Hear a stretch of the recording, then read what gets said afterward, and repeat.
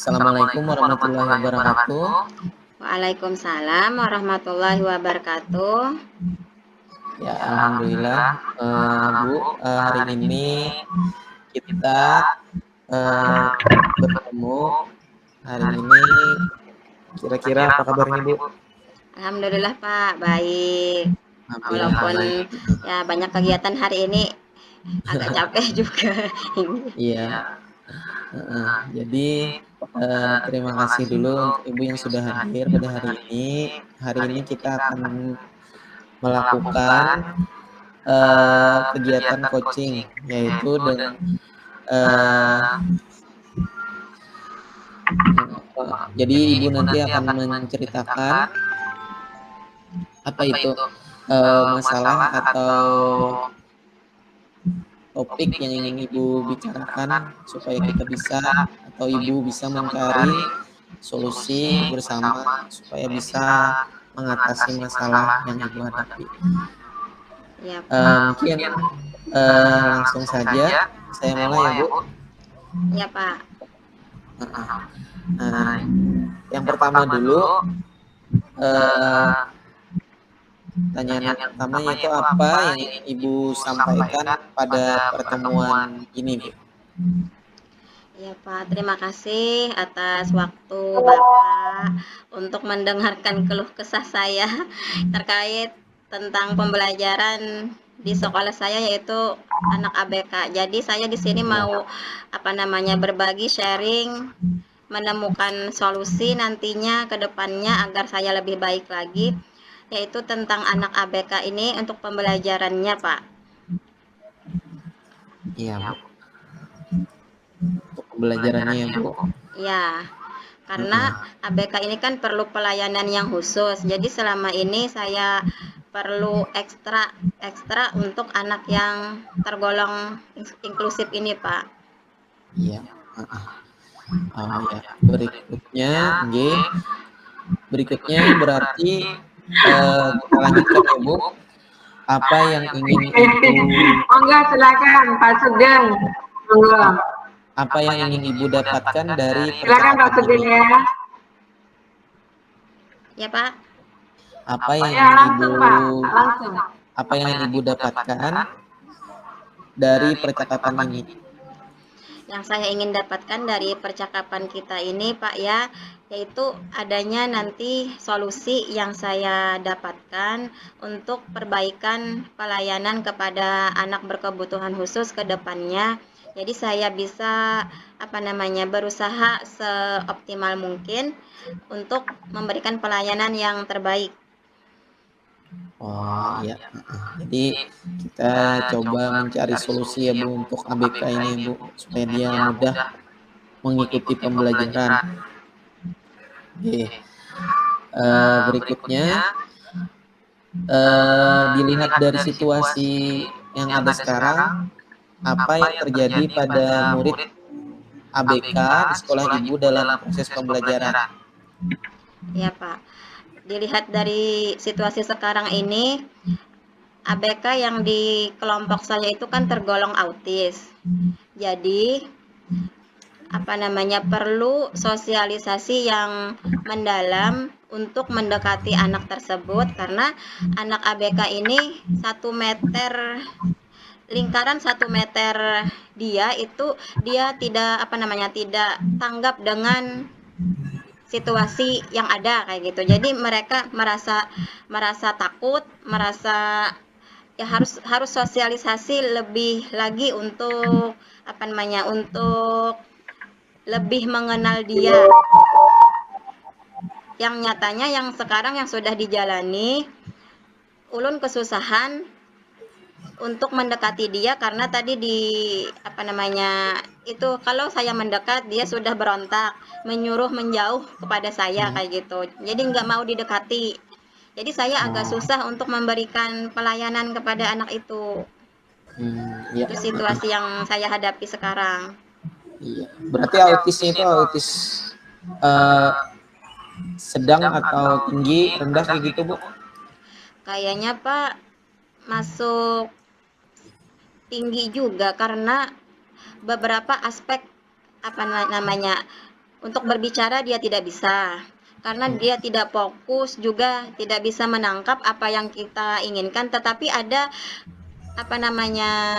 dia maksudnya dia ingin sesuatu tuh dia bisa kayak gitu, tapi dia tidak bisa menyampaikan kepada kita dia ingin apa. Jadi kadang menarik-narik kita kita kadang ngerti kayak gitu.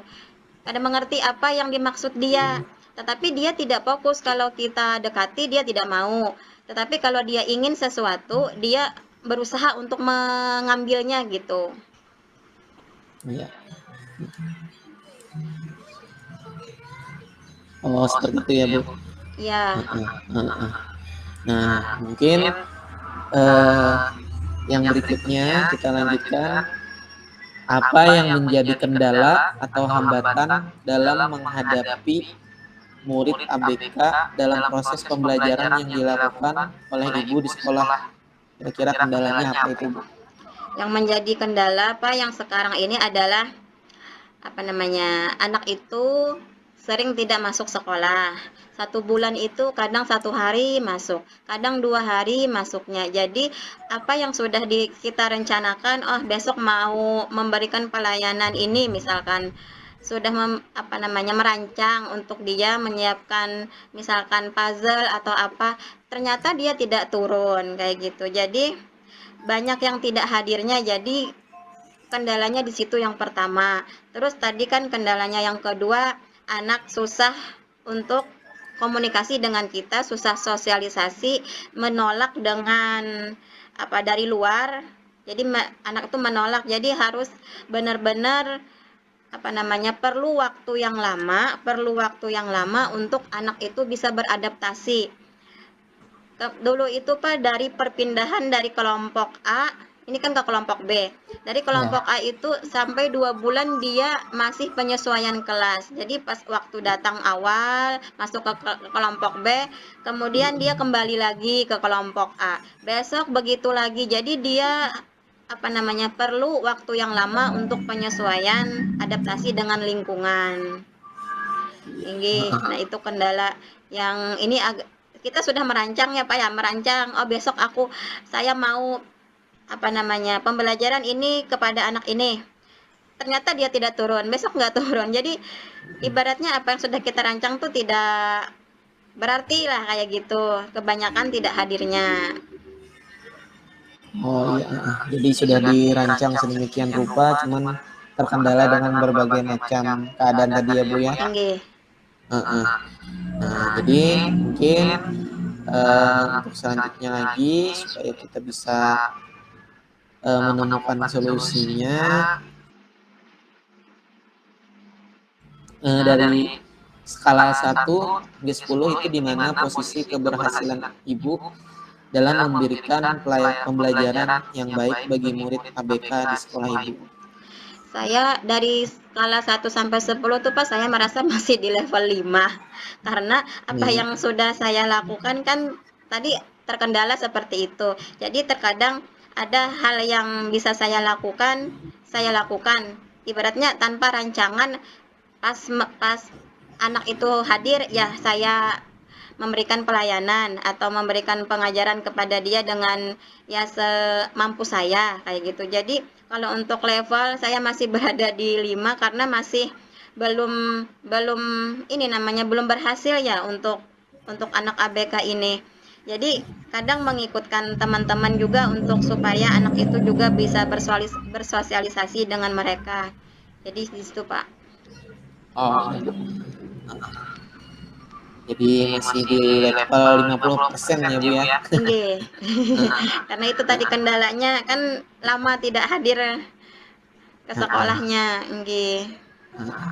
Nah, untuk selanjutnya kira-kira apa strategi yang Ibu lakukan sehingga bisa berada di skala tersebut? Sebenarnya pengen skala lebih dari 5 lagi Pak ya. Ya. Iya, yang saya ingin lakukan ke depannya saya ingin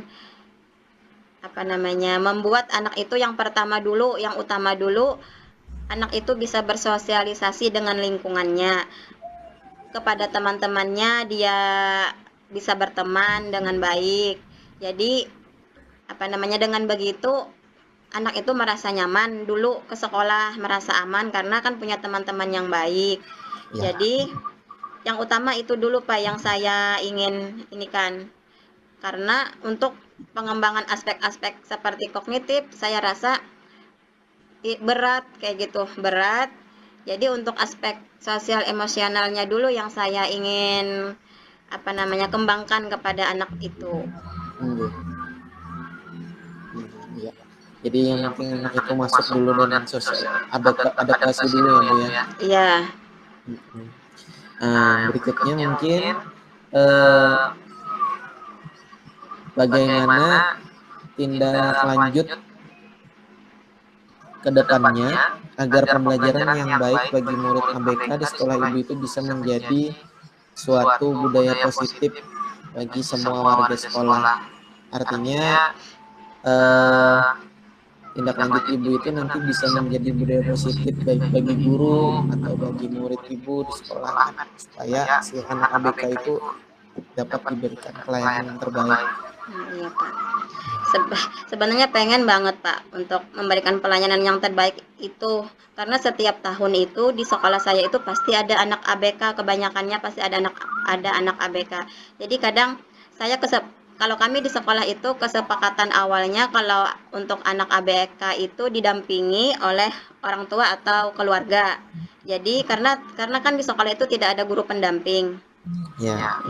Jadi di sini untuk tindak lanjut ke depannya agar pelayanan baik kepada anak tersebut yang nyata berkonsultasi dengan kepala sekolah dulu untuk tingkat ABK anak ini apakah kami bisa mengatasi atau tidak seperti itu karena kan ada ranah-ranah yang memang tidak bisa kita atasi karena basic kita tidak pengetahuan untuk inklusif kayak gitu. Jadi sementara ini kita berusaha sendiri untuk memberikan pelayanan itu dengan cara tadi sharing atau searching di Google cara-cara menangani anak tersebut bagaimana. Terus kemudian konsultasi kepada orang tuanya apakah di luar atau di rumah itu ada kegiatan apa yang supaya mengembangkan diri dia misalkan kayak terapi ke psikiater atau psikolog apakah ada kayak gitu jadi meminta masukan kepada orang tua apa yang sudah dilakukan apa program-program yang sudah dilakukan anak tersebut dengan psikolognya kayak gitu jadi sedikit banyaknya saya bisa melakukan kegiatan yang sudah dilakukan dengan dia terapi tadi juga bisa diterapkan di sekolah kayak gitu Pak.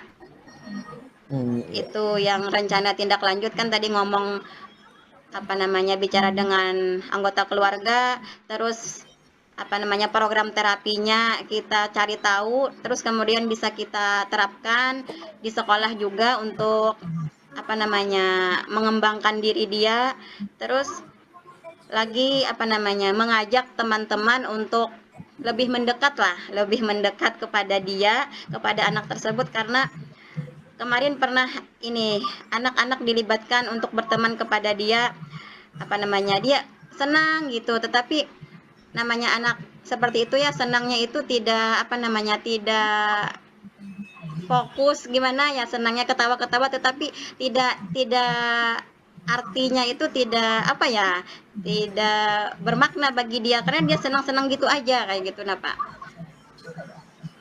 Iya Bu. Jadi sudah banyak sekali ide-ide atau ibaratnya itu tindak lanjut yang ingin dilakukan atau sudah dilakukan ya Bu. Tetapi pastinya kan itu perlu bantuan juga atau perlu dukungan dari semua warga sekolah dan orang tua. Iya benar sekali. Iya, jadi itu. Nah ini berarti kita sudah masuk di sesi terakhir dari proses percakapan ini atau coaching ini Bu. Jadi ada pertanyaan lagi satu, kira-kira apa yang Ibu dapat dari sesi pertemuan ini? Silahkan Bu. Iya, yang saya dapat dari sesi pertemuan kita ini adalah adanya langkah-langkah atau solusi yang nantinya yang bisa saya gunakan ke depannya untuk pembelajaran anak ABK ini agar bisa terlayani dengan baik, dan mudah-mudahan ke depannya kendala-kendala yang ada tadi bisa teratasi dengan baik juga dengan kerjasama dengan orang tua dan warga sekolah lainnya. Iya Bu. Alhamdulillah. Semoga aja apa yang Ibu dapatkan hari ini dari diskusi kita, kira-kira itu bisa berhasil, semuanya lancar semuanya ya Bu. Amin. Sehingga apa itu program-program atau kegiatan-kegiatan di sekolah itu kita bisa melayani siswa itu apapun keadaannya, latar belakangnya kita bisa melayani semuanya. Iya Pak, benar sekali. Nah, mungkin itu saja untuk pertemuan hari ini. Saya ucapkan pada Ibu untuk tetap semangat Iya. dan terus memberikan pelayanan yang terbaik kepada anak didik kita, berkolaborasi dengan teman-teman di sekolah, dengan kepala sekolah. Semoga apa yang kita lakukan ini mendapatkan keberkahan dari Allah Subhanahu wa Ta'ala. Amin. Ya, terima kasih Bapak atas waktunya hari ini untuk diskusinya yang sangat bermanfaat sekali bagi saya. Ya, terima kasih. Ya. Oke, saya akhiri dulu pertemuan hari ini. Assalamualaikum warahmatullahi wabarakatuh. Waalaikumsalam warahmatullahi wabarakatuh.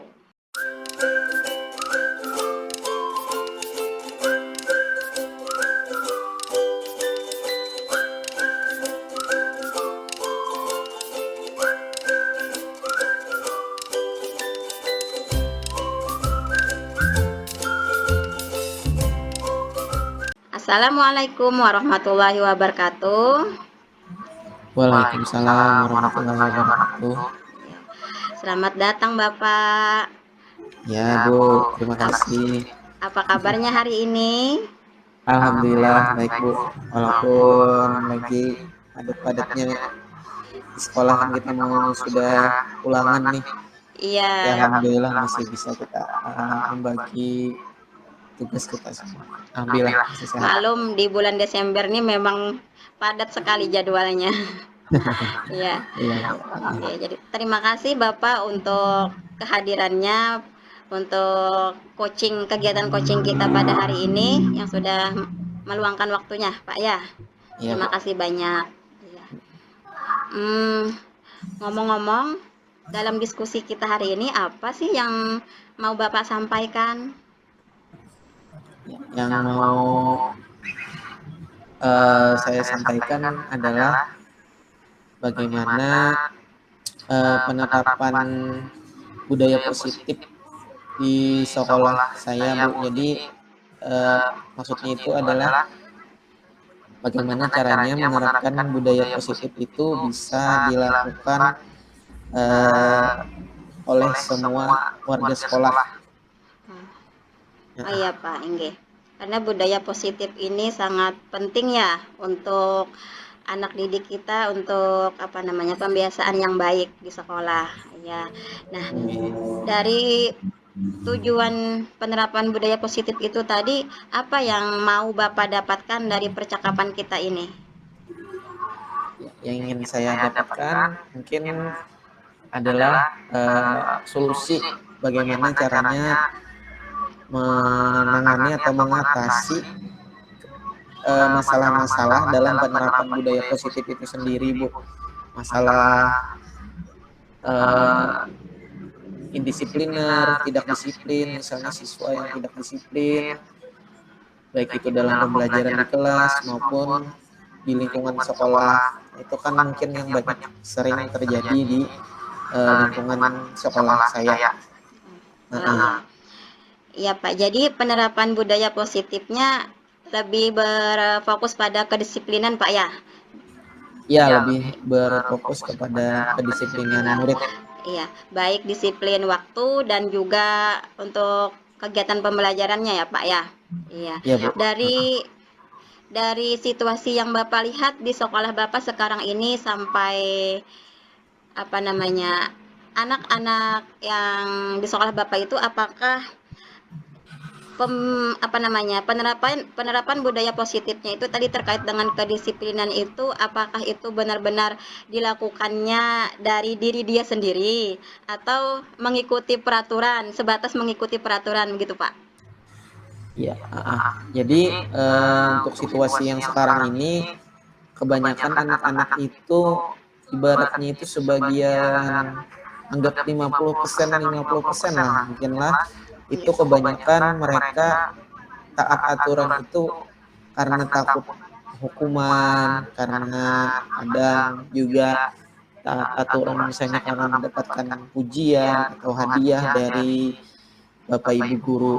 Nah, jadi ada yang beberapa yang memang dari dalam diri sendiri, cuma ya mungkin itu terlihatnya itu lebih kecil daripada yang uh, taat pada aturan itu karena ada sesuatu tadi Bu.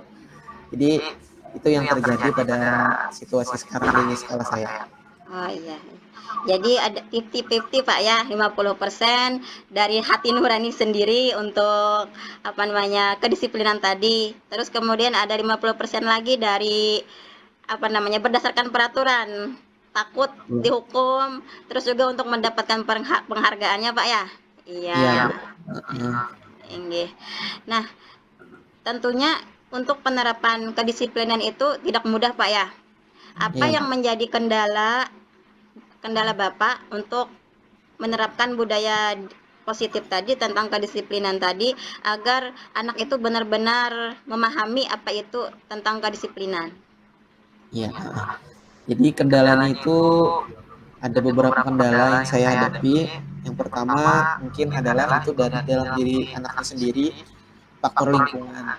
Jadi kadang anak itu tidak disiplin karena di rumah juga tidak diajarkan kedisiplinan itu yang baik bagaimana. Misalnya disiplin waktu sholat gitu misalnya kan itu mempengaruhi dia masuk sekolah terlambat atau tidak misalnya. Kemudian juga masalah eh, kedisiplinan itu tidak muncul dari dirinya sendiri, artinya dia belum mengerti manfaat dari disiplin itu apa, sehingga dia tidak mengerjakan, jadi dia tergantung dengan peraturan saja, kalau peraturannya itu ditaati dia selamat, ya dia ikuti. Kalau dia tidak diikuti dia juga selamat, ya biasa, bisa saja dia tidak mengikutinya aturan itu. Iya. Kemudian juga masalah lagi peraturan yang dibuat mungkin sekolah terlalu banyak, tapi tidak dilaksanakan dengan konsekuen atau dengan teratur misalnya kan peraturan yang banyak, tetapi yang dilaksanakan atau yang berjalan mungkin tidak sampai 50%. Misalnya dari 10 yang dilaksanakan cuma 3. Kan itu tidak efektif. Jadi peraturannya tidak efektif, Bu. Oh iya. Nah, yang berikutnya ini mungkin dari kami Dewan Guru termasuk saya sendiri. Uh, Tidak sama persepsinya ketika menegakkan aturan tersebut. Jadi anak-anak itu mungkin di satu guru menegur, yang guru yang lain biasa saja acuh, atau bahkan tidak menegur sama sekali. Nah itu mengakibatkan anak-anak kan murid itu, oh ini peraturannya, jadi dia tidak, peraturannya seperti dianggap seperti main-main, atau hanya tertulis saja. Nah mungkin itu kendala yang saya hadapi dan mungkin kawan-kawan hadapi di sekolah. Iya, iya. Banyak kendalanya Pak ya untuk penerapan budaya positif kedisiplinan ini di sekolah ya. Ya karena Iya. ada tadi dari faktor lingkungan, faktor dalam diri anak itu sendiri, dan juga tadi ada ketidaksamaan persepsi ya dari Iya. guru atau pengajar di sekolah itu tentang penerapan budaya positif. Artinya tidak sama-sama untuk apa namanya, menjalankannya atau memberikan konsekuensi dari peraturan tersebut. Iya, Bu. Nah, dari kendala-kendala yang dihadapi tadi, dari skala 1 hingga 10 itu di mana posisi keberhasilan yang Bapak sudah terapkan untuk budaya positif di sekolah Bapak ini? Untuk skalanya mungkin saya masih ada di 5, di angka 5. Nah, 5. saya tidak berani melewati angka 5 karena, untuk menerapkan budaya positif ini kan kita perlu kolaborasi dengan semua warga sekolah, guru, murid kan. Jadi mungkin di kelas saya mereka tertib, atau di kelas saya mereka patuh, taat kan. Di kelas yang lain bisa saja mereka meremehkan atau bagaimana. Begitu juga di kelas yang lainnya. Jadi tergantung, apa itu, kitanya mau tidak menerapkan itu. Kemudian juga anak-anak kan juga menilai kita. Misalnya gurunya lambat masuk, kan itu sudah lumrah. Kita sendiri, mungkin saya sendiri juga pernah kan, ibu mungkin. Jadi ketika kita sering terlambat masuk atau sering tidak masuk di dalam kelas, itu juga anak-anak bisa menilai. Iya, iya.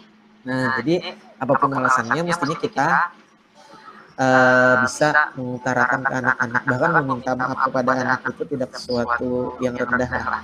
Artinya kita mengakui, karena seperti mereka ketika terlambat masuk kelas kita mengakui kan. Nah mungkin itu, jadi kita untuk skalanya itu masih di 5 karena kita hanya bisa untuk diri kita sendiri, masih tidak bisa mengajak teman-teman itu sepenuhnya, karena untuk mengajak itu kita perlu dukungan. Kolaborasinya itu bukan hanya dengan rekan sejawat tapi juga dukungan dari atasan, itu kepala sekolah, dan itu juga sangat berpengaruh. Mungkin itu Bu, jadi Oh, iya. skalanya masih 5. Iya, masih di skala 5 ya Pak ya, inggih. Iya. Karena itu tadi, apa namanya, agak susah untuk menerapkan ini karena kalau tidak ada kolaborasi yang baik dari semua pihak warga sekolahnya ya Pak ya. Iya. Apakah dari skala 5 itu, apakah ada keinginan untuk meningkatkan ke skala yang lebih tinggi lagi? Oh iya. Jadi keinginan saya atau strategi saya untuk meningkatkannya lagi ada. Jadi antara lain nanti keinginannya adalah ingin mengajak rekan sejawat itu melalui kepala sekolah juga izinkan kita supaya bagaimana peraturan sekolah itu kita kembangkan menjadi, kita buat di kelas-kelas itu nanti ada seperti kesepakatan kelas, keyakinan kelas, sehingga itu nanti bisa menjadi suatu dorongan untuk anak-anak melakukan disiplin positif atau budaya positif untuk dirinya sendiri. Nah, kemudian lagi maunya lebih menekankan adanya restitusi ya, dengan misalnya kita melakukan seminar atau memberikan sosialisasi kepada teman-teman tentang bagaimana menangani anak-anak itu secara restitusi, sehingga anak-anak itu bisa menemukan apa itu solusi dari masalahnya sendiri dan mengkaji ulang. Mungkin ada yang berikutnya adalah mengkaji ulang aturan yang dibuat atau visi misi yang dibuat, disesuaikan, dibuat sedemikian rupa sehingga anak-anak itu tidak perlu terlalu banyak aturan. Kalau tidak dilaksanakan lebih baik sedikit tetapi semuanya dilaksanakan. Jadi efektivitas dan efisiensi peraturan itu diharapkan nanti muncul. Dan yang terakhir mungkin adalah adanya persamaan persepsi dan kegiatan apa itu berkala untuk melihat ketercapaian keberhasilan budaya positif di sekolah itu bagaimana. Jadi guru, murid, bahkan orang tua serta kepala sekolah itu diajak sehingga anak-anak itu melakukan hal-hal yang positif itu yang nanti menjadi budaya positif itu nanti kira-kira indikatornya atau terukurnya bagaimana bisa dilihat dari kita setiap bulan atau setiap semester itu ada melakukan seperti pengecekan lagi.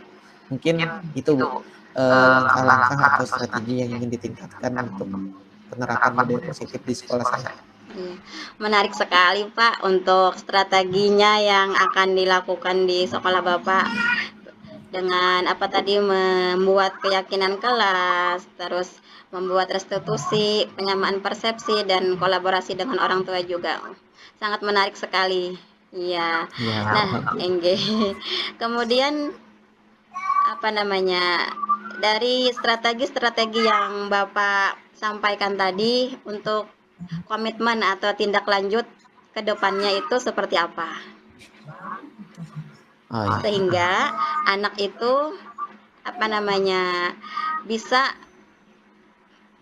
menerapkan budaya positif tersebut berdasarkan dari dirinya apa namanya, sebagai suatu pembiasaan sehari-hari seperti itu, Pak.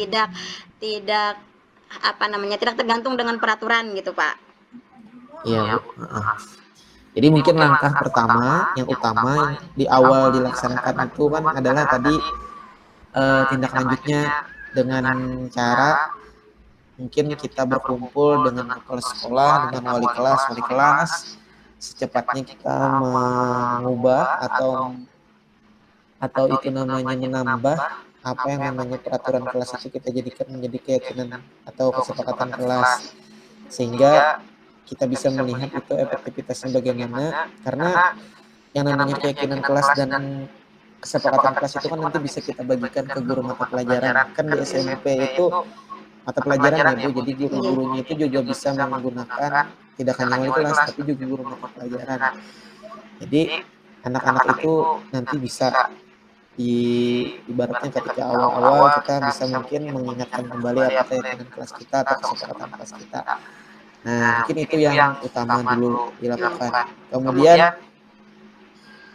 yang berikutnya kita dalam pembelajaran mungkin juga menyisipkan bagaimana budaya-budaya positif itu bisa kita lakukan, misalnya seperti di sekolah, misalnya dia ketika masuk terlambat, izin keluar, kan kita dengan adanya di kesepakatan kelas itu anak-anak itu sudah mulai akan terbiasa.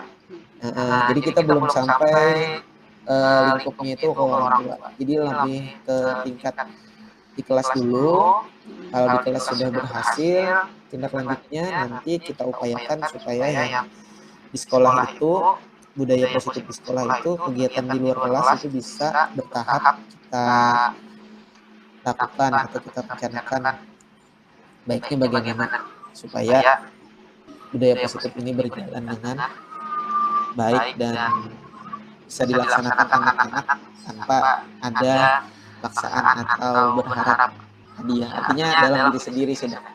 Iya, iya. Iya, menarik sekali untuk apa komitmen Bapak nanti untuk kedepannya. Kira-kira untuk pelaksanaan yang apa namanya, pertemuan dengan guru dan kepala sekolah itu kira-kira dalam waktu kapan, Pak? Iya. Untuk itu mungkin bisa dimulai nanti di awal semester atau awal tahun ajaran baru itu Bu. Jadi kita menyiapkan, apalagi misalnya pada saat MOS atau ospek MPLS kan sekarang, itu kita bisa mengisikan materi-materi tersebut. Artinya secepatnya saja bisa kita lakukan, tapi di awal semester supaya memudahkan